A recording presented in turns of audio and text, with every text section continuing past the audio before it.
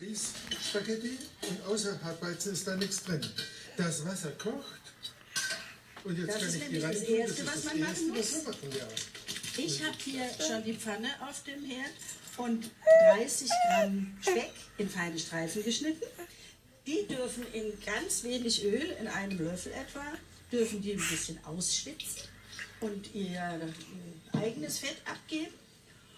Und die Spaghetti kommen in das kochende Wasser, was wir vergessen haben zu salzen. Deswegen ist es sofort gesalzen. Das ist ja die größte Sünde überhaupt. Spaghetti schmecken nur so gut, wie gut das Wasser gesalzen ist. In Italien nimmt man oft mehr Wasser.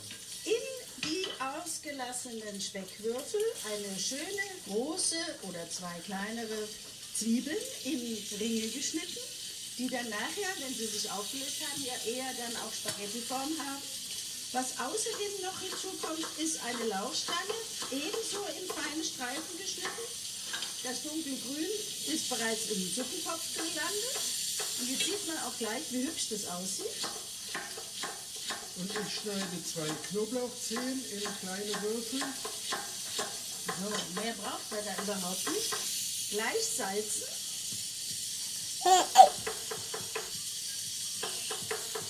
Und eine Prise Zucker hinzufügen. Der soll karamellisieren und dadurch noch mal ein bisschen den Geschmack verstärken. Jetzt kriegst du den Knoblauch. Knoblauch.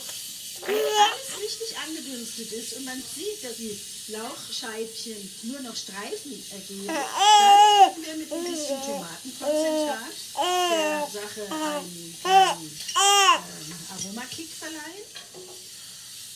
Schön mitrösten, also zerdrücken am Pfannenboden und dann mischen. Und schließlich mit einem Löffelchen Brühe oder einfach Nudelwasser angießen. Und jetzt kommt der echte Kick dazu. Und zwar habe ich 2 frische Thai-Chilischoten, die sind schön scharf. Die habe ich entkernt, also sind nicht ganz so scharf. Klein geschnitten, das kommt jetzt hier rein. Sie können natürlich auch getrocknete Chili nehmen und die zum Beispiel ein bisschen zerbröseln.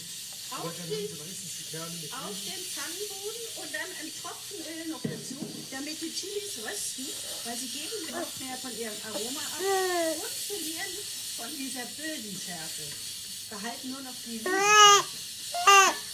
Sehr schön. Gibst du mir noch mal einen Schöpfer von dem Nudelwasser? Und dann wäre nämlich unser Sugo praktisch fertig. Der ist schneller fertig, als die Nudeln gekocht sind. Dann können wir jetzt klein schalten und nur noch leise simmern lassen, bis die Kräuter ist. So, jetzt sind genau 10 Minuten vergangen. Und trotzdem ist es besser, Sie probieren nochmal, ob Ihnen der Biss auch Ja, passt. dann guck mal, ob dir der Ja, Biss ich habe schon bekommen. Also, So, wunderbar. Du kommst mit dem hier rein. Abtropfen, aber eben nicht richtig abtropfen, sondern mit so viel Tropfwasser wie nur möglich in die Pfanne mit unserer Soße. Dann gleich ein bisschen geriebenen Käse drauf und